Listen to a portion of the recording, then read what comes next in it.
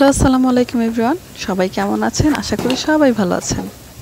আমি আজকে সেহরিতে ভর্তা করছি। মাছ মাংস রান্না করেছি, তাও মাছ মাংস খেতে আমার একদম ইচ্ছে করছে না, তাই ভাবলাম একটু ভর্তা করে ফেলি। কি ভর্তা করব চিন্তা করছিলাম, ফ্রিজ খুলে দেখলাম টমেটো আর ডিম, তাই ডিম আর টমেটো দুইটা আলাদা করে ভর্তা করে নিলাম। আমি 5টা টমেটো নিয়েছি।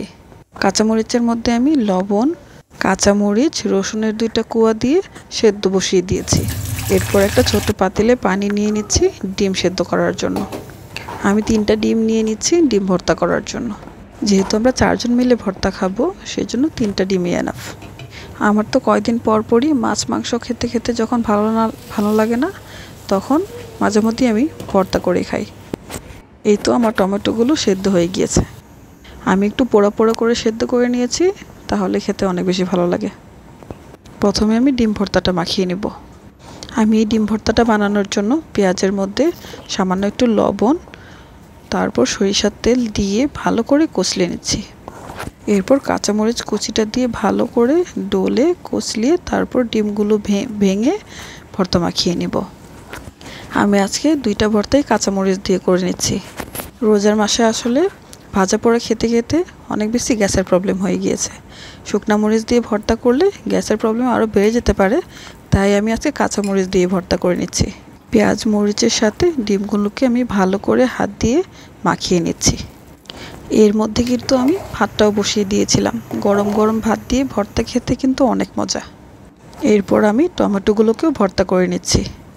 আবার সেমভাবে পেঁয়াজের মধ্যে লবণ, সরিষার তেল দিয়ে ভালো করে কচলিয়ে তারপরে পোড়া রসুন এবং কাঁচামরিচটা ভালো করে চটকিয়ে টমেটোর সাথে ভালো করে মাখিয়ে নিচ্ছি। মাছ মাংস খেতে খেতে অভুক্তি চলে আসলেও ভর্তা খেতে খেতে কিন্তু কোনো সময় অভুক্তি আসে না। ভাতের সাথে শুধু ভর্তা হলেই কিন্তু পেট ভরে ভাত খেয়ে ফেলা যায়। আমি এ পর্যায়ে ফ্রোজেন করা ধনেপাতাও একটু দিয়ে দিচ্ছি। আমি যেভাবে ফ্রোজেন করে রাখি ধনেপাতা কিন্তু একদমই কালো হয় না, একদমই সবুজ থাকে। যারা মনে করেন যে ধনেপাতা ডিপ ফ্রিজে ফ্রোজেন করে রাখলে কালো হয়ে যায় বা ফ্লেভারের কমতি হয়, তারা এইভাবে আমি যেভাবে রেখেছি এভাবে রেখে দেখবেন যে একদমই টাটকা ধনেপাতার মতোই স্বাদ আসে। ব্যাস, এবার ভর্তা করা শেষ, এবার খাওয়ার পালা। আমি খেতে খেতে ভর্তা কিছুটা খাওয়া হয়ে গিয়েছিল। আমি এখন প্রথমে ডিম ভর্তাটা নিয়ে নিচ্ছি। ডিম ভর্তার সাথে আমি একটা কাঁচামরিচও নিয়ে নিয়েছি। যদিও আমি ডিম ভর্তার মধ্যে বেশি করে কাঁচামরিচ দিয়েছি, তারপরও এক্সট্রা করে আমি কাঁচামরিচ খাই। ডিম ভর্তাটা আমার কাছে ঝালঝালই খেতে বেশি ভালো লাগে।